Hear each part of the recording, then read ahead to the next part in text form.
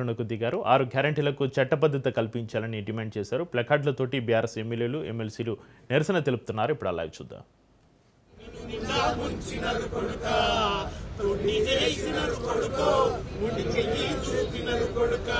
ఇందిరమ్మ రాజ్యమని కొడుక నిన్ను నిండా ముంచినరు కొడుక ఇందిరమ్మ రాజ్యమని కొడుక నిన్ను నిండా ముంచినరు కొడుక దండి మోసగాలు కొడుకో దండు పాలన బ్యాచురా కొడుక దండి మోసగాలు కొడుకో దండు పాలన బ్యాచురా కొడుక నీ లెక్కాదేలాలే కొడుక నీ తిక్కా ఉదురాలే కొడుక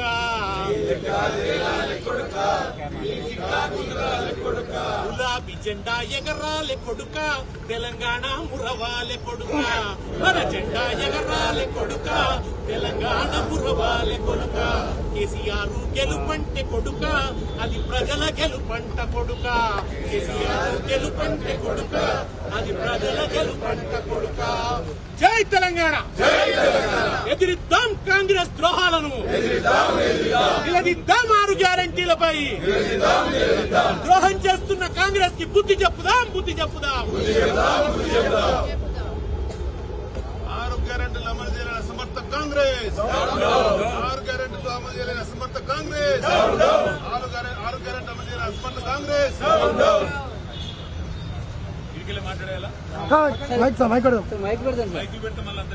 రాస్తారు ఆడియో రాస్తారు రండి సార్ మధ్య రండి ఇక్కడ రాస్తారు కొద్ది ఒక సేపు ఉండండి సార్ అంతే అక్కడే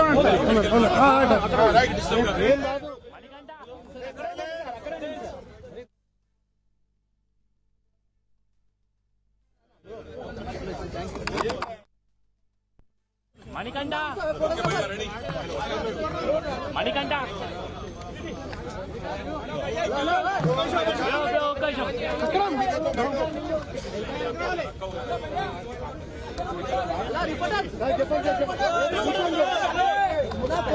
గెలిపిస్తే 3 నెలల్లోనే 6 గ్యారెంటీలు అమలు చేస్తాం. సంవత్సరానికి ప్రతి కుటుంబానికి 2,50,000 రూపాయల సహాయం చేస్తాం. 3 నెలల్లోనే 6 గ్యారెంటీలు అమలు చేస్తామని చెప్పి ఈ రాష్ట్ర ప్రజలను మోసం చేసి అభయహస్తం అని చెప్పి మేనిఫెస్టో పెట్టి ఇవాళ 3 నెలల్లో అమలు చేస్తామని చెప్పి 3వ బడ్జెట్ ప్రవేశపెడుతూ కూడా 6 గ్యారెంటీలకు చట్టబద్ధత కల్పించకుండా 6 గ్యారెంటీలకు డబ్బులు కేటాయించకుండా ఈ రాష్ట్ర ప్రజల్ని మోసం చేస్తున్న కాంగ్రెస్ పార్టీని నిలదీయడానికే, కాంగ్రెస్ ప్రభుత్వాన్ని నిలదీయడానికే ఇవాళ తెలంగాణ అమరవీరుల స్తూపం సాక్షిగా మేము ఈ నిరసన కార్యక్రమాన్ని చేపట్టాం. జేమ్స్ బాండుల మాదిరిగా బాండ్ పేపర్లు రాసిచ్చారు కాంగ్రెస్ ఎమ్మెల్యేలు. గ్యారంటీ కార్డులు ఇచ్చి భద్రం చేసుకోమన్నారు.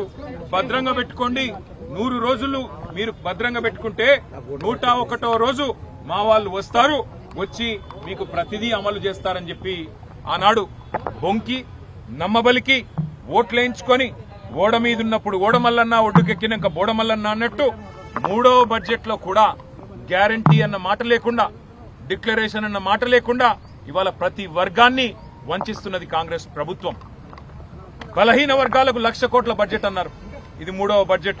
మరి ఇప్పటికే 60,000 కోట్ల బడ్జెట్ పెట్టి ఉండాల, కానీ 3 కలిపితే కూడా 20,000 కోట్లు దాటట్లేదు.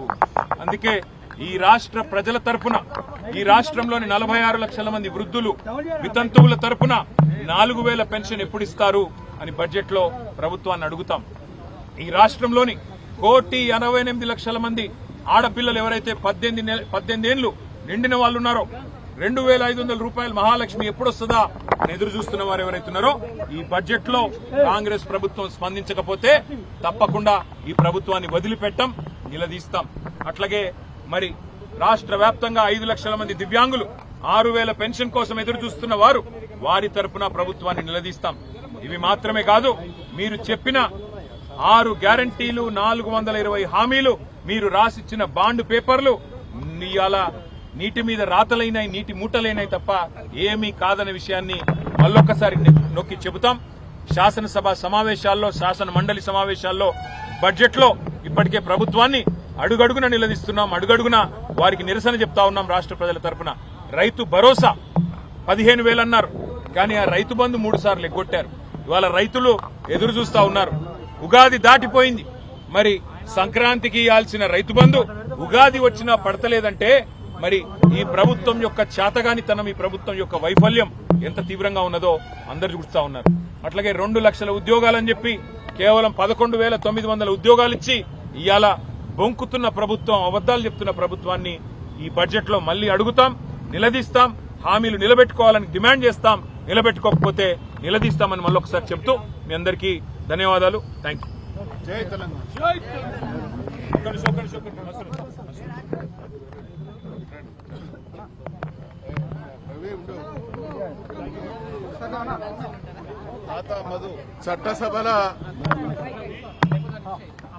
చట్టసభల్లో చర్చ అంటే ఈ ప్రభుత్వం లాగుదడుస్తా ఉన్నది.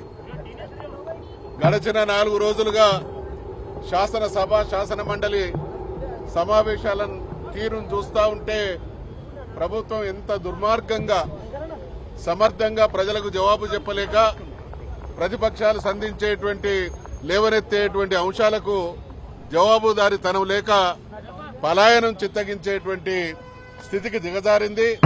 దీన్ని తీవ్రంగా మేము గర్హిస్తా ఉన్నాం.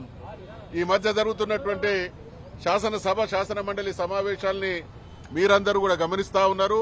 ప్రభుత్వం సాంకేతికంగా తనకు సంబంధించినటువంటి అవసరాలను తీర్చుకోవడానికి సభను వేదికగా ఉపయోగించుకుంటున్నదే తప్ప ప్రజా సమస్యల పరిష్కారానికి చర్చకు సిద్ధంగా లేదు అనేటువంటి విషయం స్పష్టంగా కనబడతా ఉన్నది.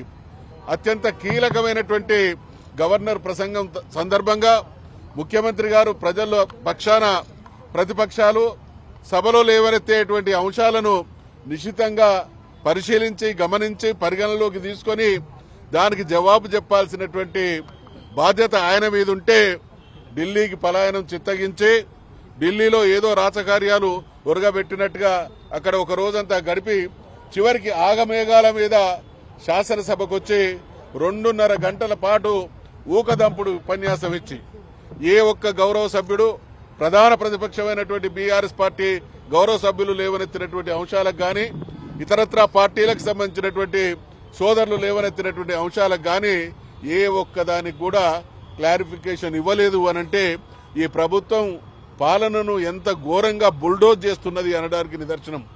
అదే రకంగా మరి శాసన మండలిలో మేము ఆ రోజు 4 గంటల వరకు చర్చ జరిగింది.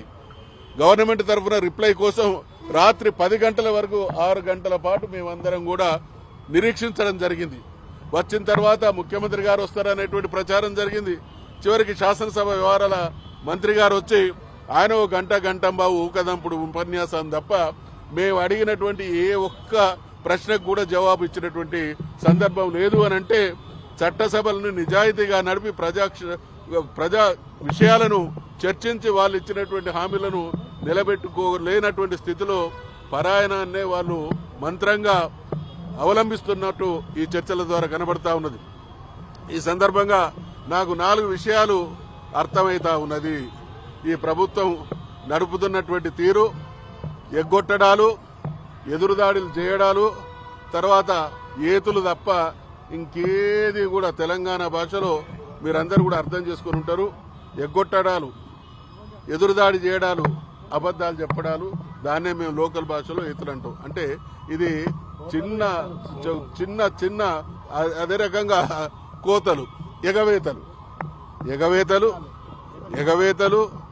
ఎదురుదాడులు, ఏతులు, ఇంకా ఇంకా ఇంకా అంటే ఇది బహుశా గతంలో ఆంధ్రప్రదేశ్ శాసనసభ ఉన్నప్పుడు కావచ్చు, ఈ రోజు కావచ్చు, చరిత్రలో ఇంత అసమర్థ ప్రభుత్వం, ఇంత బాధ్యతారహితమైనటువంటి ప్రాంతం ఎదుటి వాళ్ల మీద మొన్న శాసనసభలో ముఖ్యమంత్రి సమాధానం సందర్భంగా ప్రత్యక్షంగా పరోక్షంగా 100 సార్లు కేసీఆర్ గారి పేరు తీసుకోవడం జరిగింది. ఇది ఏడుపులు, ఎగవేతలు, ఎదురుదాడులు, ఎగ్గొట్టడాలు.